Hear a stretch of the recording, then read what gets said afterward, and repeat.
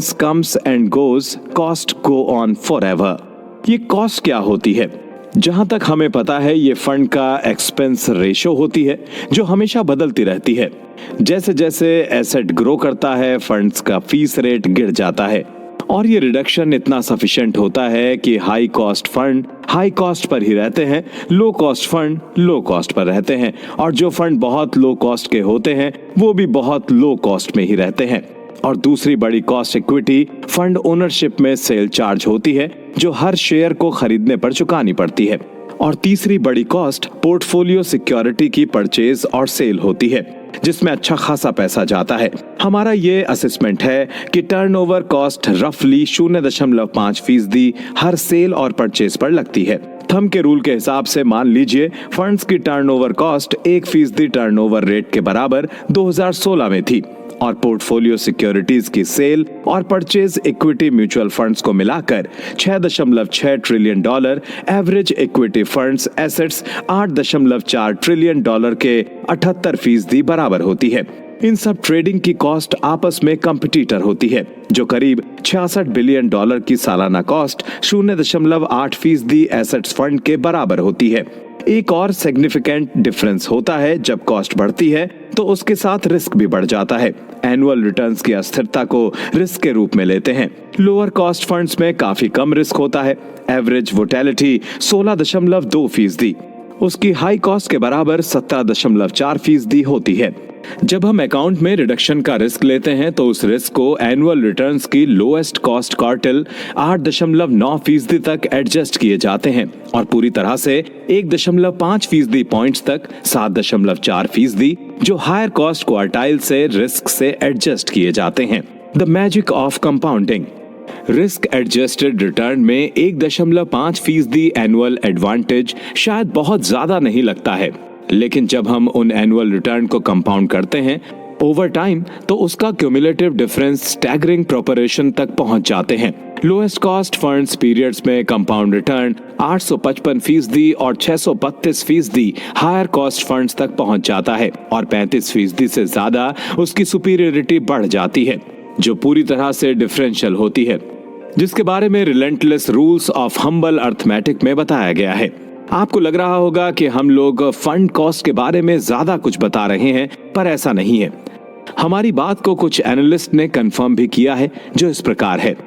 Mutual funds के पूरे world में अगर कुछ है जिसको आप बैंक में ले जा सकते हैं वो है एक्सपेंस रेशो। इसके द्वारा आप बेहतर डिसीजन ले सकते हैं। हर सिंगल टाइम पीरियड में डेटा पॉइंट को टेस्ट किया गया है कि low cost funds high cost funds को बीट करते हैं। एक्सपेंस रेशियो स्ट्रॉन्ग प्रेडिक्टर होते हैं एसेट क्लास की परफॉर्मेंस के। हर टाइम पीरियड के हर एसेट क्लास में सबसे सस्ते क्वार्टाइल ने सबसे ज्यादा रिटर्न दिए हैं, जबकि महंगे क्वार्टाइल इतना अच्छा रिटर्न नहीं देते हैं। फंड सिलेक्शन में निवेशकों को एक्सपेंस रेशियो को प्राइमरी टेस्ट बनाना चाहिए। ये सारे मोस्ट डिपेंडेबल प्रेडिक्टर होते हैं परफॉर्मेंस के। Low cost and index fund. Index fund की कॉस्ट हमेशा लोअर होती है एक्टिवली मैनेज फंड्स की तुलना में। इसे ये एक्सप्लेन करता है डिफरेंस को 12.3% और 10% जिसको हम लोग पहले देख चुके हैं। अगर आप एक्टिवली मैनेज फंड्स में निवेश करते हैं तो आपको लगभग 3% से 3.5% एनुअल कॉस्ट पे करना होगा, जैसे एक्सपेंस रेशियो, पोर्टफोलियो टर्नओवर की कॉस्ट, रियलाइज्ड गेन पर टैक्स, कुछ मैनेज्ड फंड्स की एडिशनल सेल चार्जेस वगैरह। और अगर आप इंडेक्स फंड में निवेश करते हैं तो सालाना आपको 1% कॉस्ट पे करनी पड़ती है, जैसे एक्सपेंस रेशियो। इसमें जो फीस पे की जाती है वो फंड मैनेजमेंट फीस और ऑपरेटिंग एक्सपेंस, ये सारी फीस टोटल एसेट्स फंड से काटी जाती हैं। तो अगर फंड डिलीवर रिटर्न 10% करता है 1% एक्सपेंस रेशियो के साथ, तो आपका एक्चुअल रिटर्न होगा 9%। तो आपको सक्सेस इंडेक्स फंड रिटर्न मिलता है। अगर आपके लिए कॉस्ट मैटर करती है तो आप एक्टिव मैनेज फंड तक ही खुद को सीमित क्यों रखते हैं? आपको लोअर कॉस्ट फंड्स ग्रुप पर फोकस करना चाहिए। ट्रेडिशनल इंडेक्स फंड सबसे लोएस्ट कॉस्ट फंड होते हैं क्योंकि इसके सारे एक्सपेंस का एवरेज 0.1% होता है। S&P का ग्रॉस रिटर्न 9.2% होता है, जबकि उसका नेट रिटर्न 9.1% है। इंडेक्स फंड्स का एनुअल रिस्क एडजस्ट रिटर्न 9.1% पिछले 25 सालों से दे रहा है, जो काफी सराहनीय है। कभी कभी ऐसा होता है कि एक्टिव मैनेज फंड का रिटर्न ओवरस्टेटेड हो जाता है, क्योंकि जो फंड्स दशकों से अच्छा परफॉर्म कर रहे हैं उन्हीं को डेटा में इंक्लूड किया जाता है। Dividends are the investors friend. Mister Bogle के अनुसार डिविडेंड यानी यील्ड बहुत महत्वपूर्ण पार्ट होता है लॉन्ग टर्म रिटर्न का, जिसको स्टॉक मार्केट के द्वारा जनरेट किया जाता है। 1926 में पहले साल जिसमें हम लोग के पास S&P 500 इंडेक्स फंड का कॉम्प्रिहेंसिव डेटा था, जिसमें एवरेज एनुअल रिटर्न पर 4.2% डिविडेंड्स को कंट्रीब्यूट किया गया था। 42% पर पूरी तरह से स्टॉक मार्केट का एनुअल रिटर्न था। Astonishing revelation. लंबे समय तक कंपाउंड होने की वजह से डिविडेंड ने मार्केट को एक्सपेक्टेशन से ज्यादा ऊपर पहुंचा दिया था। डिविडेंड इनकम को हटा दिया जाए तो S&P 500 पर 1926 में किया गया $10,000 का इन्वेस्टमेंट 2017 की शुरुआत में $17 मिलियन तक पहुंच गया था। पर अगर उसकी डिविडेंड इनकम को फिर से इन्वेस्ट कर दिया जाए तो वो इन्वेस्टमेंट $9.1 मिलियन तक ग्रो कर जाएगा। मार्केट प्राइस एप्रिसिएशन और डिविडेंड फिर से इन्वेस्ट करने के बाद का रिटर्न के बीच का 57.4 मिलियन बढ़ा हुआ गैप किस वजह से था? हम आपको बताते हैं। इतने बड़े गैप का कारण कॉस्ट की कंपाउंडिंग का ही जादू था। कंपाउंडिंग की वजह से ही इतना बड़ा गैप आया था। S&P 500 के एनुअल डिविडेंड की स्टेबिलिटी काबिले तारीफ थी। 1926 के शुरू हुए 90 साल के अंतराल में सिर्फ 3 बार ही ये गिरा था। पहले जब ग्रेट डिप्रेशन पीरियड 1926 से लेकर 1933 तक आया, जिसमें ये 50% गिर गया था, और दूसरे डिप्रेशन के बाद इसमें 36% की गिरावट आई थी। और इसका तीसरा डिप्रेशन जब पूरी दुनिया 2008 से 2009 में फाइनेंशियल क्राइसिस से गुजर रही थी, तो इसमें 21% तक की गिरावट आई थी। जो अब तक की गिरावट आई है उसका कारण यह है कि बैंक्स पर दबाव बना कि उन्हें डिविडेंड को एलिमिनेट कर शेयर $28.39 सन 2008 से 2009 में $22.41 तक गिर गया था। सन 2016 से उसने फिर से नई ऊंचाई हासिल की, जो बढ़कर $22.41 हो गई। 2008 में उसमें 60% तक उछाल आया। Mutual fund managers dividend income को लो प्रायोरिटी देते हैं। Mutual fund manager dividend income को लो प्रायोरिटी देते हैं। अगर हम बात करें तो लंबे समय तक डिविडेंड कंपाउंड होते हैं और कॉर्पोरेट डिविडेंड पे आउट में भी रिलेटिव स्टेबिलिटी रहती है, तो फंड्स मैनेजर को इसे ज्यादा तरजीह देनी चाहिए, है ना? हमें भी ऐसा ही लगता था, पर हम गलत हैं, क्योंकि जो म्यूचुअल फंड मैनेजमेंट के कॉन्ट्रैक्ट होते हैं वो एडवाइजरी फीस बहुत चार्ज करते हैं, जो कि फंड की नेट सर्विस पर बेस होते हैं, ना कि डिविडेंड इनकम पर। जब स्टॉक मार्केट डिविडेंड यील्ड्स लो होती है तो fund expense total dividend income जो रिटर्न से बहुत बड़ा हिस्सा कंज्यूम कर लेते हैं। Result staggering proportion. Equity fund की डिविडेंड इनकम एक्सपेंसेस से कंज्यूम होते हैं और एक्टिवली मैनेज्ड ग्रोथ फंड्स की इनकम 100% एक्सपेंसेस में कंज्यूम हो जाती है और एक्टिवली मैनेज्ड वैल्यू फंड्स के एक्सपेंसेस 58% डिविडेंड इनकम से कंज्यूम हो जाती है। एक्टिवली मैनेज फंड्स और इंडेक्स फंड दोनों को कंपेयर करें तो इंडेक्स फंड ज्यादा मजबूत है। 2016 में कंपेरेबल वैल्यू इंडेक्स फंड के एक्सपेंसेस 2% फंड इनकम में कंज्यूम किए गए थे और low cost growth index fund के एक्सपेंसेस सिर्फ 4% से कंज्यूम किए गए थे। Actively managed equity funds confiscate your dividend income.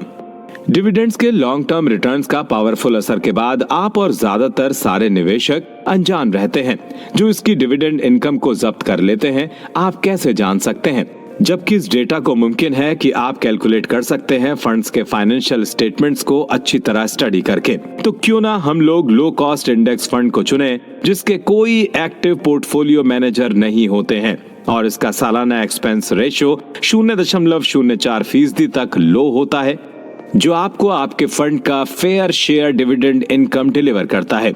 Mister John बोलगे इन्वेस्टिंग लेजेंड हैं। उन्होंने अपनी सारी बुक्स में यही एक सिंपल मैसेज दिया है, जिसको काफी लोग पसंद करते हैं, कि आप अपनी कॉस्ट और टर्नओवर को लो रखें, कोर्स पर टिके रहें और इसको सिंपल रखें।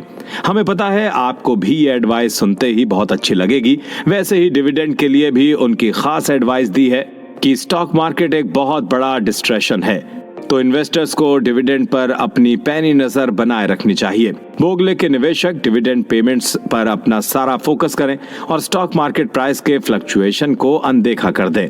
डिविडेंड के पास ओवर टाइम तक स्मूथ अप ट्रेंड होते हैं। डिविडेंड एक तरह से रिटायर के लिए डिपेंडेबल इनकम का आइडियल सोर्स होती है। The grand illusion. Mutual funds के रिटर्न म्यूचुअल फंड इन्वेस्टर्स के द्वारा बहुत ही कम अर्न किए जाते हैं।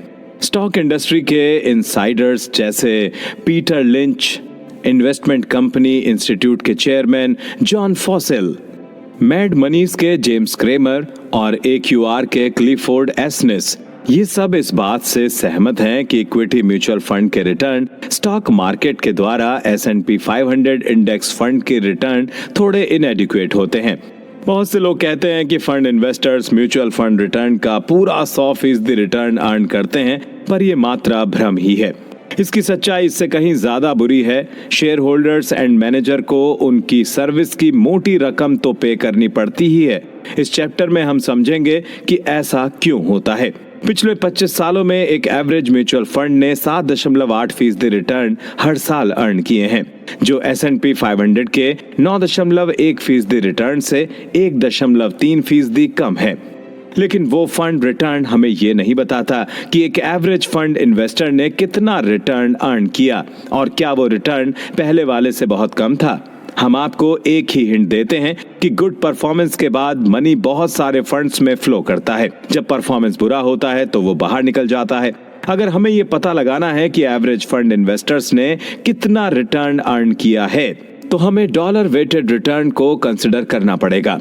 तब क्या होगा कि इन्वेस्टर का कैपिटल फ्लो का इम्पैक्ट फंड में आएगा और जाएगा, जो ऊपर वाले कथन को सही साबित करता है।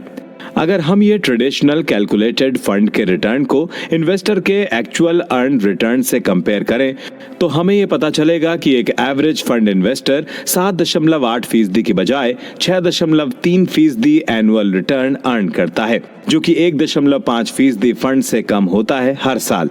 इंडेक्स फंड इन्वेस्टर भी मार्केट के ऊपर उठने से एक्साइटेड हो जाते हैं, पर फिर भी वो 8.8% ही रिटर्न अर्न करते हैं, जो कि 0.2% फंड रिटर्न से कम है। तो ये कहना सही होगा कि इन्वेस्टर 6.3% ही अर्न कर पा रहे हैं, क्योंकि S&P 500 का रिटर्न 9.1% ही निकल रहा है और एवरेज इक्विटी फंड का एनुअल रिटर्न 7.8% ही है। कॉस्ट और इन्वेस्टर्स के बिहेवियर की डुअल पर्सनैलिटी। एवरेज फंड को पूरे समय के लिए अगर कंपाउंड किया जाए तो 1.5% की एनुअल पेनल्टी जो कटती है वो ह्यूज कॉस्ट के कारण ही कटती है, पर खराब टाइमिंग और एडवाइस सिलेक्शन के कारण ये और भी विशाल रूप ले लेती है। 1991 में अगर $10,000 लो कॉस्ट S&P 500 की इंडेक्स फंड में इन्वेस्ट किए थे तो उसमें नॉमिनल प्रॉफिट $77,000 होता। अगर हम इन्फ्लेशन को हटाकर बात करें तो एक एवरेज इक्विटी फंड $55,000 का ही प्रॉफिट अर्न करता है। एवरेज फंड इन्वेस्टर द्वारा कंपाउंड रिटर्न $36,100 ही अर्न किया गया, जो कि 50% कम था इंडेक्स फंड इन्वेस्टर से, जिन्होंने $73,100 तक रिटर्न अर्न किया था। अगर हम इन्फ्लेशन की नजर से भी देखें तो डॉलर की वैल्यू लड़खड़ा जाएगी। अगर इन्फ्लेशन 2.7% एनुअली है तो इंडेक्स फंड का रियल रिटर्न 6.2% हर साल नीचे गिर जाएगा। बात साफ है, पहली ये कि इक्विटी फंड के लॉन्ग टर्म रिटर्न ने स्टॉक मार्केट को सब्सटेंशियल अमाउंट से पछाड़ दिया था, और दूसरा ये कि फंड इन्वेस्टर के द्वारा अर्न किया गया रिटर्न सब्सटेंशियल अमाउंट से भी 2 गुना था। ऑप्टिमिज्म और लालच के कारण म्यूचुअल फंड के इन्वेस्टर ने अपनी सारी सेविंग इक्विटी फंड में उड़ेल दी, वो भी तब जब बुल मार्केट पीक पर था। शेयर होल्डर्स ने जब अपनी सेविंग इक्विटी फंड में डाल दी तो उन्हें बहुत बड़ी पेनल्टी चुकानी पड़ी। सन 1980 और 90 में जब स्टॉक एक्टिव वैल्यू दे रहा था तो उस समय उन्होंने बहुत कम सेविंग इन्वेस्ट की। दूसरा, उन्होंने सिलेक्शन पेनल्टी पे की। उन्होंने ना ही अपना पैसा बहुत गलत समय में मार्केट में लगाया, उसके साथ साथ उन्होंने गलत फंड में भी पैसा लगाया। 200 में से 186 की इक्विटी फंड ने जो 2008 से लेकर 2016 तक जो इन्वेस्टर को रिटर्न प्रोवाइड किए वो कम थे। जैसे ही मार्केट बढ़ा, इन्वेस्टर्स ने अपना लगाया सम ऑफ मनी इक्विटी फंड में इन्वेस्ट किया। 1990 में जब स्टॉक बहुत सस्ता था तो उन्होंने $18 बिलियन स्टॉक में इन्वेस्ट किया। इन्वेस्टर ने 95% फंड में इन्वेस्ट किया जो 1999 और 2000 के शुरुआती साल में पीक पर था। फंड इंडस्ट्री ने खुद अपनी प्रॉब्लम को कंपाउंड किया जब उन्होंने इन्वेस्टर के इमोशंस पर तवज्जो नहीं दी और नए समय के फैशन को मैच करने के लिए नए फंड्स इंट्रोड्यूस किए और उसकी मार्केटिंग भी की। फंड इंडस्ट्री अपने नए प्रोडक्ट और उसके प्रमोशन को नहीं छोड़ना चाहते थे, पर जितना भी समझदार इन्वेस्टर हो, हमारी यही राय होगी कि वो अपने एक्सपेंस को कट या कम से कम करके और अपने इमोशंस को कंट्रोल में रखकर इन्वेस्ट करे।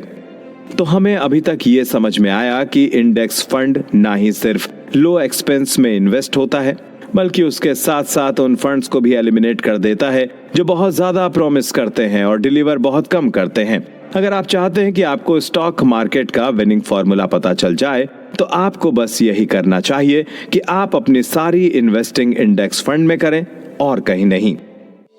टैक्सेस और कॉस्ट भी। हम अभी अर्थमेटिक की relentless rules, logic inevitable, stock market को unyielding long term penalties, inflation, investor का बिहेवियर और फंड इंडस्ट्री के अनटेस्टेड फंड्स की बारीकियां ही समझ रहे हैं कि कैसे इन सारी प्रैक्टिस ने म्यूचुअल फंड इन्वेस्टर की एक्यूमुलेटेड कैपिटल को कट कर दिया है।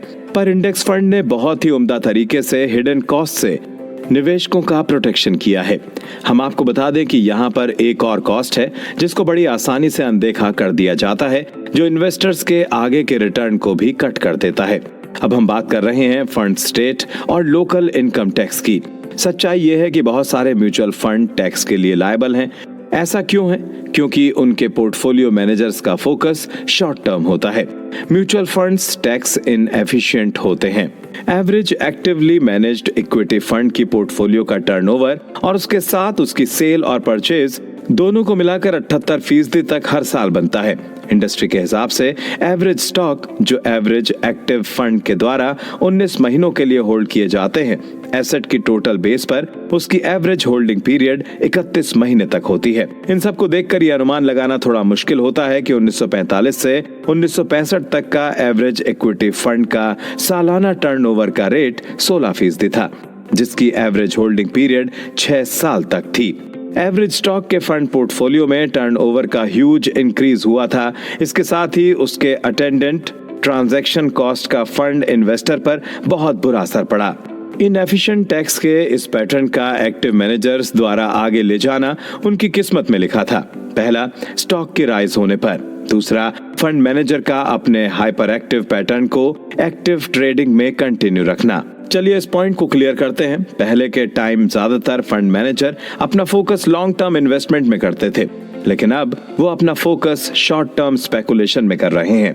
ट्रेडिशनल इंडेक्स फंड इसकी ऑपोजिट पॉलिसी को फॉलो करता है, जिसमें खरीदे और फिर उसको हमेशा के लिए होल्ड करते हैं। इसका सालाना पोर्टफोलियो टर्नओवर लगभग 3% की रेंज तक चलता है, जिसका रिजल्ट ट्रांजैक्शन कॉस्ट का इनफाइनाइटसिमल और 0 के मध्य होता है।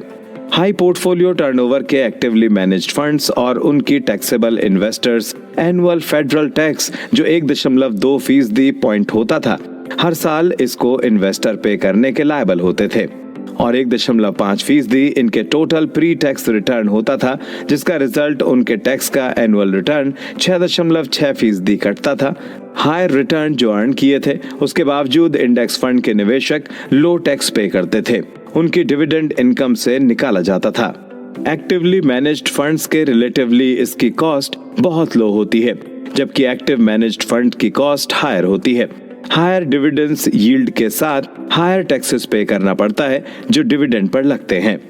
Average actively managed equity fund का सालाना टैक्स रिटर्न 6.6% होता है, जबकि इंडेक्स फंड में 8.6% टैक्स रिटर्न होता है।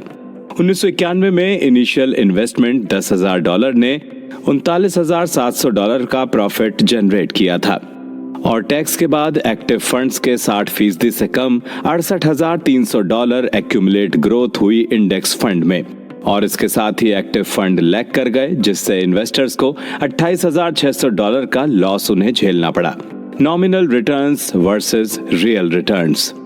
जब हम अपने फंड की कॉस्ट को करंट डॉलर में अदा करते हैं साल दर साल, और इसी तरह हम अपने फंड एक्सपेंसेस और टैक्सेस को फंड कैपिटल गेन पर पे करते हैं, तब भी हमारे एसेट रियल डॉलर में एक्यूमुलेट होते हैं, जो हमारी इकोनॉमी की कॉस्ट ऑफ लिविंग के चलते कम हो जाती है और ये बहुत डिवास्टिंग होती है।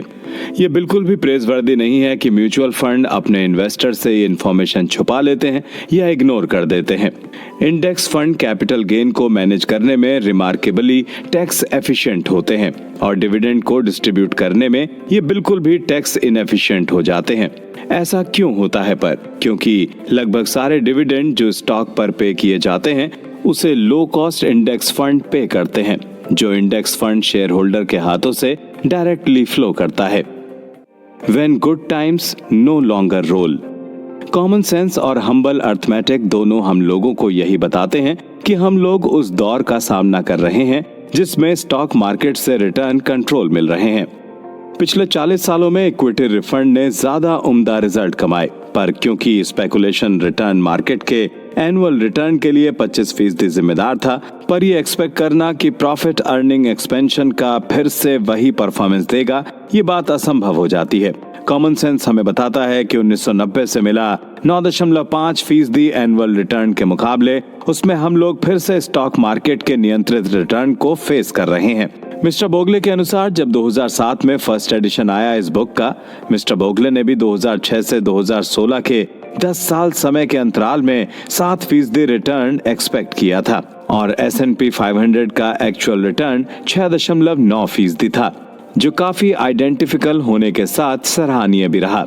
उन्होंने स्पेकुलेटिव रिटर्न को इम्पोर्टेंस नहीं दी थी। स्टॉक रिटर्न के सोर्सेज हमें ये बताते हैं कि हमें थोड़ा सावधान होने की जरूरत है। जैसे कि लॉर्ड केन्स ने भी कहा है कि फ्यूचर इंडक्टिव आर्ग्यूमेंट को पास्ट एक्सपीरियंस पर अप्लाई करना बहुत खतरनाक साबित हो सकता है। वो बात अलग है कि कोई अगर डिस्क्राइब कर पाए कि पास्ट में अगर कुछ हुआ था तो क्यों हुआ था। Future annual investment return 6%। चलिए अब हम समझते हैं आज के समय के रिटर्न के क्या सोर्सेज हैं। आज के समय का स्टॉक्स के डिविडेंड का यील्ड 4.4% नहीं बल्कि 2% है। इसलिए रिटर्न की डिविडेंड इनकम पर 2.4% का हर साल डेड लॉस होना हम लोग एक्सपेक्ट कर सकते हैं। अगर कॉर्पोरेट अर्निंग की बात करें तो वो हमारी इकोनॉमी की ही पेस की तरह बढ़ती जाएगी, देश की जीडीपी में जिसका नॉमिनल ग्रोथ रेट 4 से 5% होगा आने वाले 10 सालों में, जैसा एक्सपेक्ट किया जा रहा है। अगर हमारी एक्सपेक्टेशन सही साबित हो गई तो स्टॉक का इन्वेस्टमेंट रिटर्न 6 से 7% की रेंज में होगा। Future annual speculative returns -2%। अब हम बात करते हैं स्पेकुलेटिव रिटर्न की। 2017 की शुरुआत में स्टॉक प्राइस का पीई रेशो का 23.7 मल्टीपल हुआ। अगर पीई रेशो ऐसे ही दशक तक बढ़ता रहा तो स्पेकुलेटिव रिटर्न 6% से न ज्यादा होगा और न ही कम। हमारा गेस ये कहता है कि दशक के खत्म होते ही पीई रेशो अगर 20 बार या उससे कम डाउन हुआ तो वो मार्केट रिटर्न को 2% से हर साल घटा देगा और अंत में एनुअल रिटर्न सिर्फ 4% ही बच पाएगा। अगर आप 4% एक्सपेक्टेशन से सहमत नहीं हैं तो आप खुद से करके देखें। मिस्टर बोगले बताते हैं कि अगर आप मेरे पॉइंट से सहमत नहीं हैं और अगर आप सोचते हैं कि पीई 23.7 आगे आने वाले सालों तक नहीं बदलेगा और स्पेकुलेटिव रिटर्न 0 ही रहेगा, इन्वेस्टमेंट रिटर्न ही मार्केट के सारे रिटर्न को रिप्रेजेंट करता रहेगा, और अगर आप ये एक्सपेक्ट करते हैं कि इसकी वैल्यूएशन 30 टाइम्स तक बढ़ती रहेगी और उसमें 1.5% और ऐड हो जाएगी, तो स्टॉक का एनुअल रिटर्न 7.5% होगा। और अगर आप सोचते हैं पीई 12 टाइम्स तक गिर सकता है, जिसकी परसेंटेज 7 पॉइंट तक सब्सट्रैक्ट होगी, तो स्टॉक का कुल नॉमिनल रिटर्न को 1% तक माइनस कर हो जाएगा। तो ये हमारी राय होगी कि आपको बताए गए कॉशन सिनेरियो को एक्सेप्ट करने की जरूरत नहीं है। आपको पूरी स्वतंत्रता है इसे असहमत होने की। अगर आने वाले सालों को खुद प्रोजेक्ट करना चाहते हैं तो करंट डिविडेंड यील्ड को खुद अप्लाई करें, खुद की रेशनल एक्सपेक्टेशन रखें अर्निंग ग्रोथ के लिए और खुद के नजरिए से पीई रेशो बनाएं 2027 तक।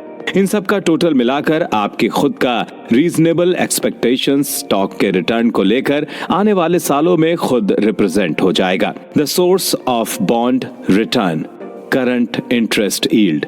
बॉन्ड्स के फ्यूचर रिटर्न्स पर एक्सपेक्टेशन रखना रीजनेबल है और ये स्टॉक से ज्यादा सिंपल होता है। क्यों? क्योंकि स्टॉक रिटर्न्स के 3 सोर्स होते हैं जिसको हमने पहले आइडेंटिफाई किया है, जबकि बॉन्ड का सिंगल डोमिनेंट सोर्स होता है और वो ये है कि बॉन्ड को खरीदते समय जो इंटरेस्ट रेट मार्केट में प्रिवेल कर रहा होता है बॉन्ड पर या बॉन्ड पोर्टफोलियो की करंट यील्ड उसकी एक्सपेक्टेड रिटर्न को रिप्रेजेंट करती है अगर बॉन्ड को लंबे समय के लिए होल्ड किया गया होता है। ऐतिहासिक तौर पर अगर देखें तो इनिशियल यील्ड ने ये साबित कर दिया है ये फ्यूचर रिटर्न का भरोसेमंद इंडिकेटर है। 1900 सदी से देखें तो इसका पूरा 95% तक का रिटर्न आया है।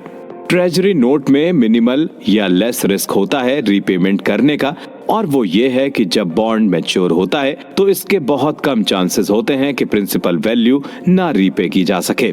बॉन्ड मार्केट में फ्यूचर रिटर्न की करंट यील्ड 2.2% होती है क्योंकि कॉर्पोरेट बॉन्ड के रीपेमेंट में रिस्क हाई रहते हैं। तो हम लोग बॉन्ड की फ्यूचर रिटर्न की एक्सपेक्टेशन पोर्टफोलियो के हिसाब से 50% तक डेवलप कर सकते हैं। ट्रेजरी नोट की करंट यील्ड 2.2% और लॉन्ग टर्म इन्वेस्टमेंट के ग्रेड 50%, कॉर्पोरेट बॉन्ड की यील्ड 3.9% है। तो डाइवर्स पोर्टफोलियो में इनका कॉम्बिनेशन 3.1% होता है।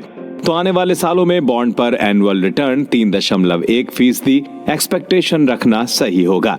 तो आने वाले दशक में दोनों को मिलाकर रीजनेबल एक्सपेक्टेशन करी जाए। बॉन्ड रिटर्न और स्टॉक रिटर्न की बैलेंस पोर्टफोलियो 60% स्टॉक्स और 40% बॉन्ड रहे तो 3.6 ग्रॉस नॉमिनल एनुअल रिटर्न आएगा इन्वेस्टमेंट कॉस्ट के डिडक्शन के बाद। बेशक ये एक्सपेक्टेशन या तो काफी लो या फिर काफी हाई साबित हो सकती है, लेकिन ये आपको फाइनेंशियल प्लानिंग करने में बहुत सहायता कर सकती है।